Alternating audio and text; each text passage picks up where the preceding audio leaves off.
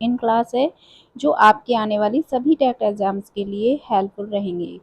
तो क्लास शुरू करने से पहले वीडियो को शेयर ज़रूर कर दें। आज का पहला क्वेश्चन है, स्टार्ट करते हैं क्लास को। और ये रहा पहला क्वेश्चन।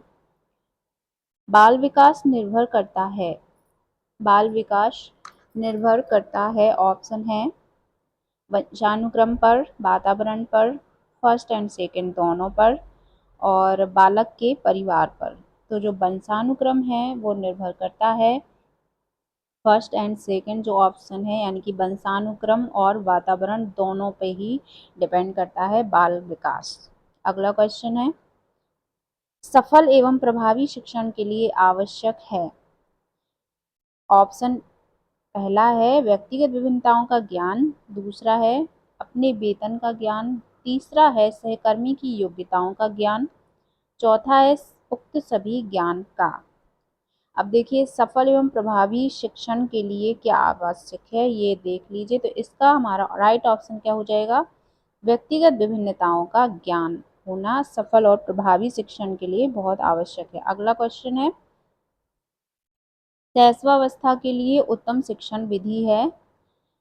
मॉन्टेसरी विधि, खेल विधि, किंडरगार्टन विधि या उक्त सभी। तो इसके लिए जो शैशवावस्था के लिए उत्तम शिक्षण विधियां हैं वो ये सभी हो जाएंगी जो आवश्यक है। अगला क्वेश्चन है, प्राथमिक स्तर की शिक्षा होनी चाहिए, मूर्त, जीवन से संबंधित, रोचक या उक्त सभी प्रकार की। तो देखिए, इस प्रश्न का राइट आंसर जो है कि प्राथमिक स्तर की शिक्षा किस प्रकार की होनी चाहिए, तो ये उक्त सभी प्रकार की, मूर्त भी होना चाहिए, जीवन से संबंधित होना चाहिए और मज़ेदार यानी कि रोचक भी होना चाहिए। अगला क्वेश्चन है, प्राथमिक स्तर की शिक्षा में क्या होना चाहिए, यानी कि में होना चाहिए सैद्धांतिक तथ्यों पर जोर, छात्र सक्रियता पर आधारित, भाषणों पर जोर, पाठ्य पुस्तक पर आधारित। तो इसका राइट ऑप्शन क्या हो जाएगा, ऑप्शन नंबर बी, छात्र सक्रियता पर आधारित होना चाहिए प्राथमिक स्तर की शिक्षा। अगला क्वेश्चन है, प्राथमिक स्तर की शिक्षा में महत्व देना चाहिए किसको, समन्वय को, आर्थिक दशा को, शैक्षिक पक्ष को या उक्त सभी को। तो देखिए, प्राथमिक स्तर की शिक्षा में महत्व देना चाहिए वो है समन्वय को। ठीक है, यानी कि आप आपस में मिलजुल कर जो शिक्षा दी जाती है सभी सभी प्रकार के बच्चों को, उसको महत्व देना चाहिए। अगला क्वेश्चन है, करके सीखना किस अवस्था के लिए उपयुक्त है। करके सीखना किस अवस्था के लिए उपयुक्त होगा, शैशवावस्था के लिए, बाल्यावस्था के लिए या किशोरावस्था के लिए या फिर इस सभी के लिए। तो इसका राइट आंसर क्या हो जाएगा, ये उक्त सभी के लिए आवश्यक है। अगला प्रश्न है, किंडरगार्टन शिक्षण पद्धति का विकास किया, मॉन्टेसरी ने, फ्रोवेल ने, आर्मस्ट्रॉन्ग ने या जॉन डीवी ने। तो किंडरगार्टन शिक्षण पद्धति का विकास किया था फ्रोवेल ने। ठीक है, किसने, फ्रोवेल ने किया था। अगला क्वेश्चन है, जीवन का सबसे महत्वपूर्ण काल किसे कहा जाता है। तो इसके ऑप्शन है शैशवावस्था को, बाल्यावस्था को या किशोरावस्था को या प्रौढ़ावस्था को। तो देखिए, इस प्रश्न का जो राइट आंसर है कि जीवन का सबसे महत्वपूर्ण काल है वो है शैशवावस्था। ठीक है, यानी कि जो शैशवावस्था है वो महत्वपूर्ण काल माना गया है। अगला प्रश्न है, 20वीं शताब्दी की बालक की शताब्दी किसने कहा। 20वीं शताब्दी की बालक की शताब्दी किसने कहा, ये बताना है। इसका इसके ऑप्शन देख लीजिए, एडलर ने, स्ट्रैंग ने, गुड एनिक ने, क्रो एंड क्रो ने। तो ये किसने कहा था कि 20वीं शताब्दी, एक मिनट, इसका, हाँ, 20वीं शताब्दी में बालक की शताब्दी को, इसको यहाँ से 20वीं शताब्दी को बालक की शताब्दी किसने कहा है। तो ये कहने वाले जो वैज्ञानिक थे वो थे क्रो एंड क्रो। ठीक है, अगला क्वेश्चन है, शैशवावस्था को सीखने का आदर्श काल किसने कहा है। क्रो एंड क्रो ने, एडलर ने, वॉटसन ने या वैलेंटाइन ने। तो इसका प्रश्न जो है आंसर सही हो जाएगा कि शैशवावस्था को सीखने का आदर्श काल कहा है वैलेंटाइन ने। अगला क्वेश्चन है, जीवन का अनोखा काल किसे कहा गया है? जीवन का अनोखा काल किसे कहा गया है? तो किशोरावस्था को, बाल्यावस्था को, प्रौढ़ावस्था को या शैशवावस्था को? तो अनोखा काल कहा गया है बाल्यावस्था को। ठीक है, नेक्स्ट प्रश्न है, अगला प्रश्न है, इसका आंसर दीजिए। शारीरिक विकास की गति किस अवस्था में न्यूनतम हो जाती है? शारीरिक विकास की गति किस अवस्था में न्यूनतम हो जाती है? भ्रूणावस्था में, किशोरावस्था में, शैशवावस्था में या बाल्यावस्था में? तो देखिए, जो शारीरिक विकास है वो गति सबसे अवस्था में सबसे न्यूनतम होती है बाल्यावस्था में। ठीक है, नेक्स्ट प्रश्न है, नवजात शिशु में हड्डियों की संख्या कितनी होती है? 270, 206, 340 या 310? तो इस प्रश्न का आंसर सही हो जाएगा, नवजात शिशु में 270 हड्डियों की संख्या होती है। वैसे 300 माना गया है, लेकिन यहाँ पर प्रश्न जो है इसमें 270 माना गया है, जो पैडागॉजिक है उसमें। अगला प्रश्न है, किसने कहा है सामाजिकरण की प्रक्रिया दूसरे व्यक्तियों के साथ शिशु के प्रथम संपर्क से आरंभ होती है और आजीवन चलती रहती है? किसने कहा है? एक बार फिर से देख लीजिए प्रश्न को कि समाजीकरण की प्रक्रिया दूसरे व्यक्तियों के साथ शिशु के प्रथम संपर्क से आरंभ होती है और आजीवन चलती है। तो मॉरिसन ने कहा है, एक मिनट, मॉरिसन, सोरेनसन, सॉरे व टेलफोर्ड या हैरीमन? तो ये कथन कहने वाले जो वैज्ञानिक थे उनका नाम था हैरीमन। ठीक है, ये कहने वाले वैज्ञानिक जो थे सॉरे व टेलफोर्ड। एक, हाँ, इसका सही आंसर हो जाएगा सॉरे व टेलफोर्ड, जो वैज्ञानिक थे उन्होंने समाजीकरण की प्रक्रिया जो कथन है दूसरे व्यक्तियों के साथ शिशु के संपर्क प्रथम संपर्क से प्रारंभ होकर और आजीवन चलती रहती है, वो थे सॉरे व टेलफोर्ड। अगला प्रश्न है, मैकडूगल एवं गिलफोर्ड ने बालक के संवेगों की संख्या बताई है? 10, 12, 14 या 15? तो संवेगों की संख्या जो मैकडूगल एवं गिलफोर्ड वैज्ञानिक थे उन्होंने संवेगों की संख्या बताई है 14। अगला प्रश्न है, किसके अनुसार सामाजिक विकास का अर्थ सामाजिक संबंधों में परिपक्वता प्राप्त करना है? स्किनर एवं हैरीमन, क्रो एंड क्रो, हरलॉक या स्ट्रैंग? तो इस जो वैज्ञानिक थे कि किसके अनुसार, इनके अनुसार सामाजिक विकास का अर्थ सामाजिक संबंधों में परिपक्वता प्राप्त करना है, वो थे हरलॉक। अगला प्रश्न है, गिलफोर्ड ने संवेगों के कितने वर्ग बनाए हैं? इन्होंने वर्गों में बांटा है संवेगों को, तो वर्ग कितने हैं? 6 हैं या 5 हैं, 4 हैं या 3 हैं?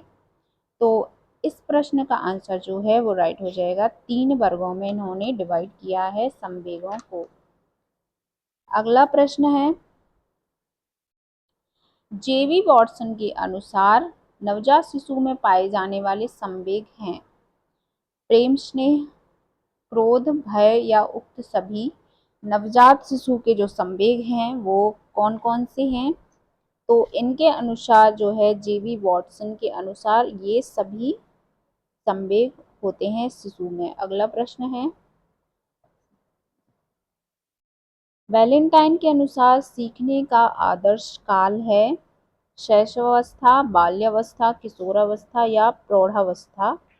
तो इनके अनुसार सीखने का जो आदर्श काल है वो है शैशव अवस्था। अगला प्रश्न है, किस मनोवैज्ञानिक ने बाल विकास का वैज्ञानिक विवेचन प्रस्तुत किया? ऑप्शन है, थॉर्नडाइक ने, पावलोव ने, पेस्टोलॉजी ने, वुडवर्थ ने? तो इस प्रश्न का जो है राइट आंसर क्या हो जाएगा कि किस मनोवैज्ञानिक ने बाल विकास का वैज्ञानिक विवेचन प्रस्तुत किया था? वो थे वैज्ञानिक पेस्टोलॉजी। अगला प्रश्न है, कोल ने संवेगात्मक विकास का अनोखा काल किस अवस्था को कहा है?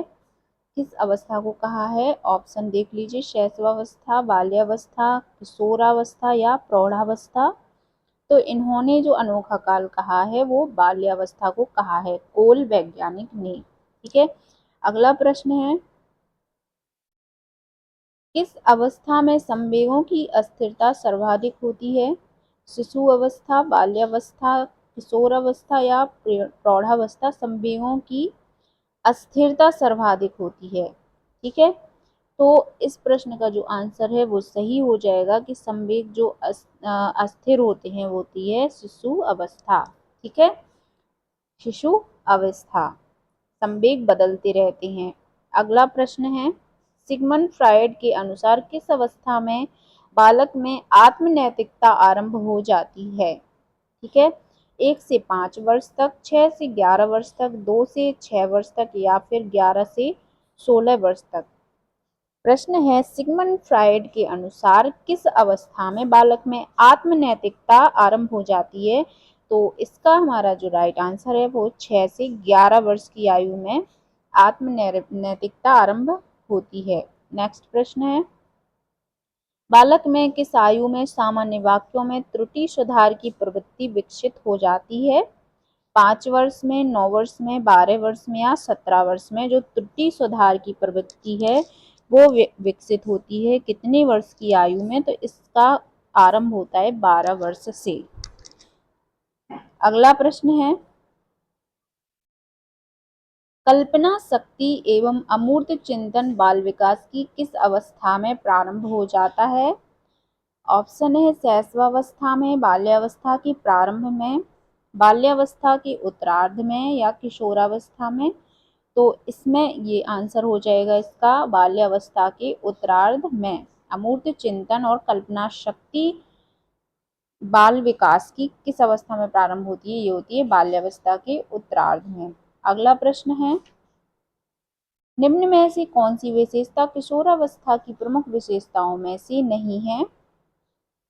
किशोरावस्था की प्रमुख विशेषताओं में से नहीं है, ये बताना है। तो इसका हमारा ऑप्शन देख लीजिए, 1 मिनट।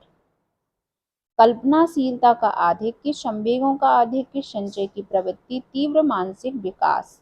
तो किशोरावस्था की प्रमुख विशेषता जो है वो नहीं है तीव्र मानसिक विकास। ठीक है, इसका राइट आंसर हो जाएगा। अगला प्रश्न है, शैशवावस्था में शिशु होता है संवेगात्मक दृष्टि से दृढ़, आत्म केंद्रित, सामाजिक या संवेगात्मक रूप से स्थिर।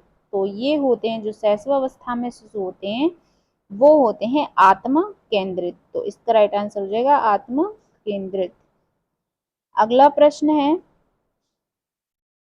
जीन प्याजे का बाल विकास वर्गीकरण किस सिद्धांत पर आधारित है?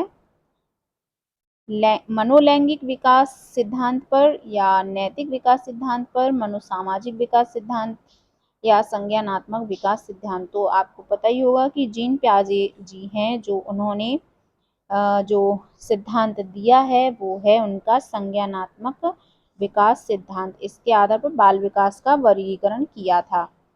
अगला और आखिरी प्रश्न है, निम्न में से असत्य कथन है?